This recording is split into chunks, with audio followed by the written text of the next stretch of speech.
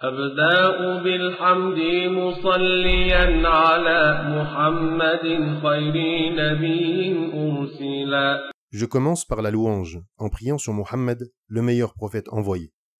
Je commence par la louange. Ce propos sous-entend que l'auteur n'a pas mentionné la basmala, puisqu'il commence par la louange. Le doute persiste donc. Cependant, le commentateur a précisé que notre auteur a bien commencé sa composition par la basmala. Si tel est le cas, alors son propos, je commence, serait relatif par rapport au cœur du sujet. Par la louange. Il s'agit ici de qualifier l'être loué par la perfection avec amour et vénération. En revanche, on parlera d'éloge et plus de louange quand on qualifie le loué de perfection, mais sans amour ni vénération. L'auteur ne précise pas qui bénéficie de la louange, car le contexte le précise, sachant que l'auteur est musulman, ce ne peut être qu'Allah Azza wa Jal. En priant sur Mohammed, le meilleur prophète envoyé. Ici, la prière signifie demander à Allah de le couvrir d'éloges.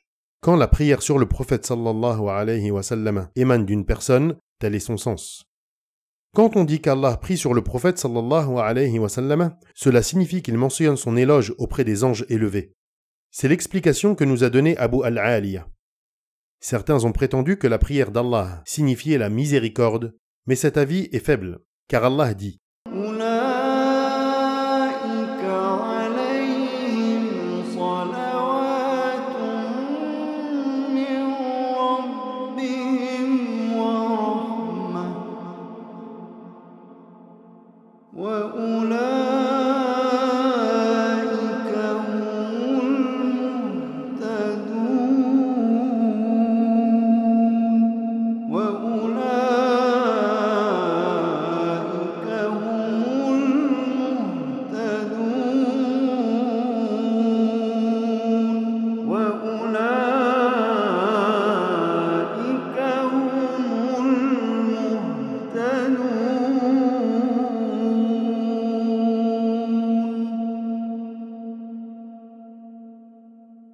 Ceux-là reçoivent les prières de leur Seigneur ainsi que la miséricorde. Sourate 2, verset 157. Si la prière signifiait la miséricorde, alors le sens du verset serait « Ceux-là reçoivent les miséricordes de leur Seigneur ainsi que la miséricorde ». On constate bien que cela ne tient pas, puisqu'à l'origine, les termes apportent des sens indépendants.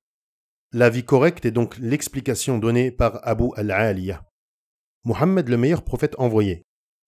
Mohammed est l'un des noms du prophète, sallallahu alayhi wa sallam. Allah cite deux de ces noms dans le Coran, Ahmed et Mohammed. Il mentionne Ahmed en rapportant les propos de Isa alayhi salam.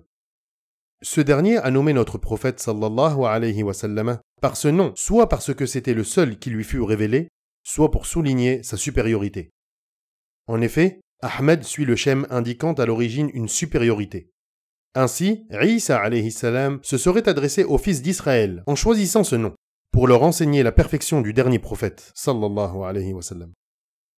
Mohammed est un mot suivant le schème du participe passé hamida, loué. L'avis le plus probant est qu'Allah a révélé à Isa alayhi salam le nom Ahmed pour deux raisons. La première, pour qu'il enseigne aux fils d'Israël que notre prophète sallallahu alayhi wa sallam est le meilleur des hommes et le plus loué. La seconde, pour éprouver les fils d'Israël. En effet, les chrétiens ont dit « Isa nous a annoncé la venue d'Ahmed ».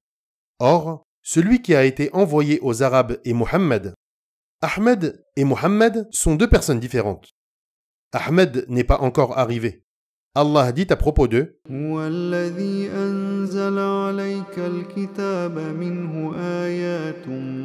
محكمات هن أم الكتاب وأخر متشابهات فأما الذين في قلوبهم زيغ فيتبعون ما تشابه منه ابتغاء الفتنة وابتغاء تأويله وما يعلم تأويله إلا الله والراسخون في العلم يقولون آمنا به كل من عند ربنا وما يذكر إلا أولو الألباب.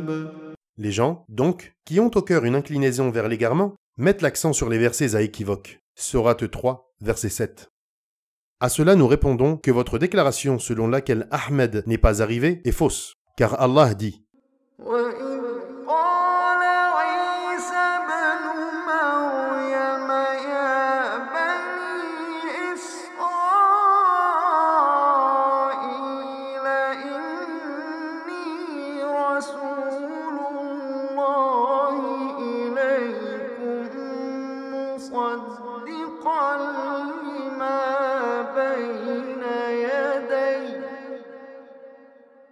مصدقا لما بين يدي من التوراة ومبشرا برسول يأتي من بعد اسمه أحمد فلما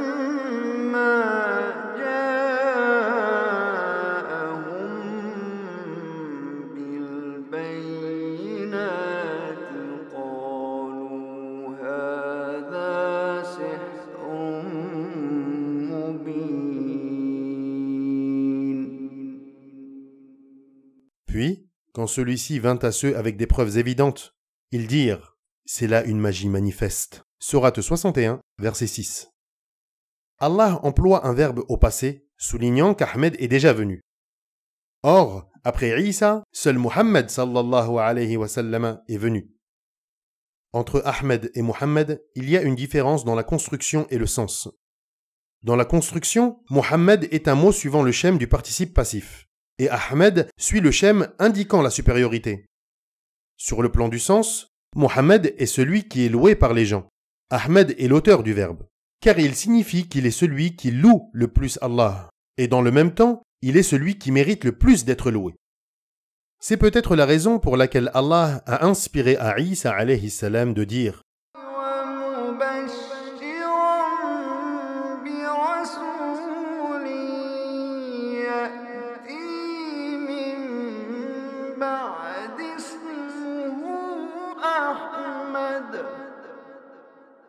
et annonciateur d'un messager à venir après moi, dont le nom sera Ahmed. Sourate 61, verset 6.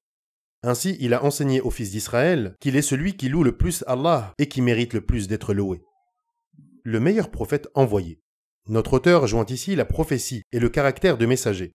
Le terme prophète, nabi, dérive d'an-naba, la nouvelle, l'information, en suivant ici le schème du participe passif, ou dérive an-nubuwah qui signifie l'élévation. Il ne fait aucun doute que le prophète occupe un rang élevé et que Muhammad sallallahu alayhi wa sallam est le plus parfait des messagers et des prophètes. Notre auteur précise bien le meilleur prophète envoyé et non pas le meilleur messager envoyé. La raison en est que tout messager est prophète. La qualité de messager, indiquée par le participe envoyé, implique la prophétie. Il est plus éloquent de mentionner explicitement un terme plutôt que de le sous-entendre par l'implication qu'il a avec un autre. Nous en avons un écho dans l'invocation que le prophète sallallahu alayhi wa sallam enseigna à Al-Bara' ibn Azib. Quand ce dernier répéta l'invocation, il dit « Je crois en ton messager que tu as envoyé ». Le prophète sallallahu alayhi wa sallam le reprit « Non, dis plutôt « Je crois en ton prophète que tu as envoyé ». Par cette formule, l'indication de la prophétie est textuelle. Par ailleurs, en disant le meilleur messager, on crée une ambiguïté, sachant que le messager parmi les anges est Jibril alayhi salam et que le messager parmi les humains est Muhammad sallallahu alayhi wa sallam. Même si cette ambiguïté est levée par le fait que notre auteur précise au début en mentionnant Muhammad.